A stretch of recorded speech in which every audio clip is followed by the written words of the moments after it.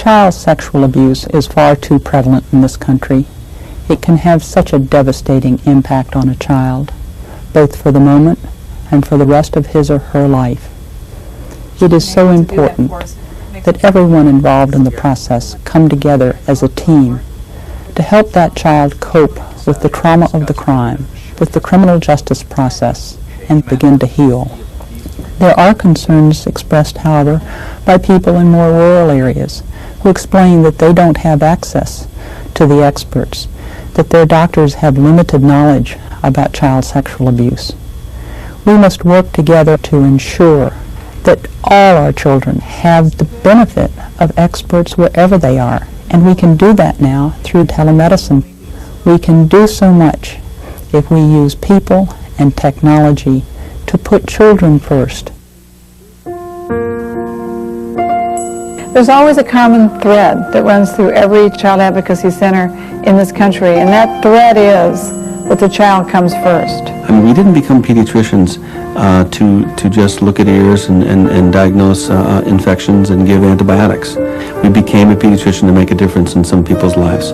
It's more than a job because it becomes a mission, it becomes a passion to try to do some things for children who are victimized. There's very rarely left in life this opportunity to touch people and be intimately involved in getting them well. And if you work as a team together where you support each other and are caring about each other, it's a very good place to be.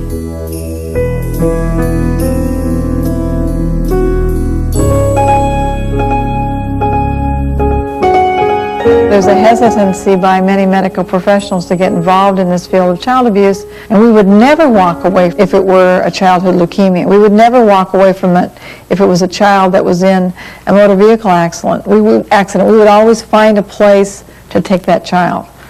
And so we need to begin to not look at this as something that we can hide away. The medical exam serves two purposes. One, to document anything that is abnormal, capture any forensic evidence, and also to reassure the child that you're going to be okay, you're normal today, no one can look at you and tell that anything has ever happened to you, which can only enhance their self-esteem. The child is not an experiment. It's not done with the child tied down, restrained. It is not done with the child in multiple positions because somebody's doing a research paper. It is done to get enough information to protect the child from further abuse and the appropriate type of information to prosecute the perpetrator of the abuse, and the appropriate information to make sure we treat for all types of illnesses, disease, and injuries. So you try everything possible to make them comfortable. If you can't do that, and there's no way that this child is going to allow you to do the exam, you don't do the exam. After you told Street Shark, okay, who would you tell? Did you tell your mom? So the pediatric exam does enable a child to maybe begin to talk about their feelings. Sometimes they get mad at me. I do want to underscore the need to be empathetic with all of the kids that you're going to come into contact with and all of the families. Our encounter is the first therapeutic encounter, because how the parent relates to you, how the child relates to you, gives you the opportunity to help them more.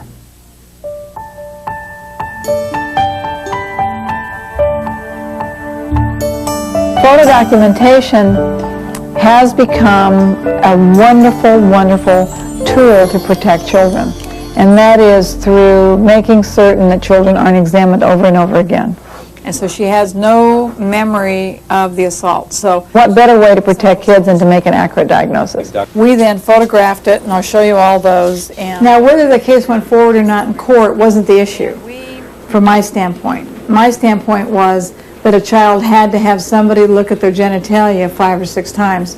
I found that to be offensive and abusive. It's very simple. It's really like a set of binoculars with a flash attached, camera attached, and a video connection. It's actually very fast when you're good at it, and then you have somebody in here helping you, and the mother or the caretaker talking to the child. We're really not doing an invasive exam. We're looking externally, and we look briefly. Have kids look through the colposcope at their shoes, at their dolls. Some of my colleagues that have similar programs, the child helps takes the pictures, the child helps do the exam with their own hands. And so there's a lot of ways of engaging a child. 80% of the cases that we're seeing in advocacy centers have normal exams. That evidence is not going into the system as though this is absolutely indicative of child sex abuse. What it is doing is, the most important thing, again, goes back to healing the child. It has to be a team approach because child abuse is a medical, legal, social problem that arises in the community. It is not a traditional, quote, medical problem. We're involved from a mental and social basis, so she'll be here. Our team is very multi-ethnic. Within our team, there are lots of different levels of teams, but our team always includes medical and social and mental health that are on site. My take on what we're doing is that I need to do what I can to make sure the child's going to be okay.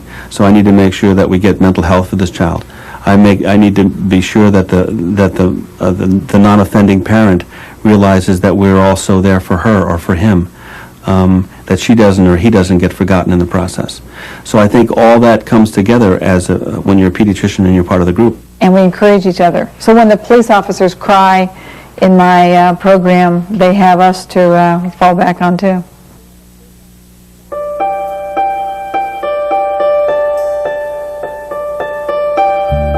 What we're looking at in this country right now is you have to use 3 words: accessible, appropriate, and inexpensive. We're available 24 hours, 7 days a week. Being on the street in East LA, people are very comfortable coming and using our facility. And the people see it in the community as a resource. The biggest challenge I've seen in the rural community is getting a medical professional to commit their time and to commit to getting trained. I work for Indian Health Service on the Northern Ute Reservation in Fort Duchesne, Utah. You're approximately 150 miles from the nearest big city in any direction from here. Our team is a multicultural team, and for the most part it is composed of members of the Ute tribe. The thing that makes people more willing to come here is because it's a clinic for the Ute people, and we try to accommodate what their needs are. There's something more than going on than just a post-op. I'm a nurse in advanced practice that has additional training that allows me to do things that traditional physicians have done in the past. We are relying heavily and absolutely appropriately on nurses, pediatric nurse practitioners, forensic nurse specialists to get involved in helping us cover this part of medicine. And why are you here? To see if my body is healthy today. That's right. This is really not such a dark path to walk. I would encourage anyone, rural, urban, middle-sized town, the way to get comfortable with this is to go get good training, attach yourself to the people in your region and your community who are already invested, and then when you don't know what's happening or you get discouraged, call those other people up. Good morning, Dr. Hager. How are you? Well, that's good. We're doing just fine up here. I did an exam a couple days ago on 2 little kids that I'd like to discuss with you if you have the time. Telemedicine is a capability rather than a procedure or a piece of equipment. Guys, I'm going to put you on speakerphone, okay? Okay, can you hear me? You bet. All right.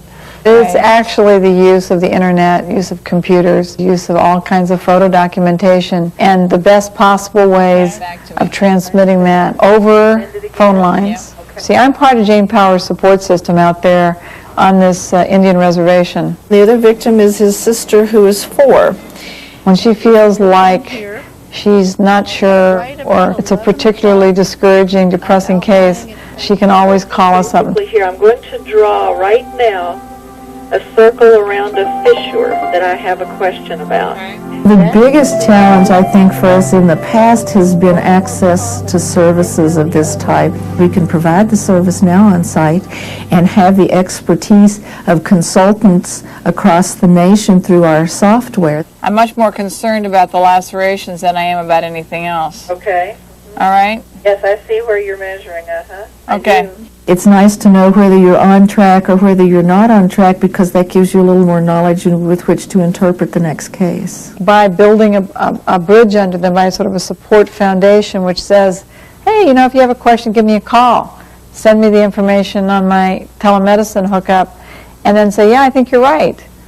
And then they feel like they have some backup. That's the human element that we need to see in services like this.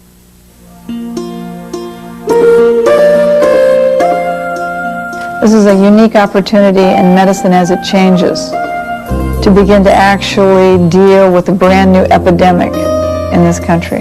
What I'm asking medical professionals to do is to find a way to fight the epidemic, to begin to immunize against violence. That takes passion, that takes commitment. It goes beyond any salary that you could be paid. If you go in thinking, oh, this is going to be something easy to do for the kids, it'll be just a piece of cake, then you need to rethink your position. You know there are problems, but you know that you can overcome them if you all work together.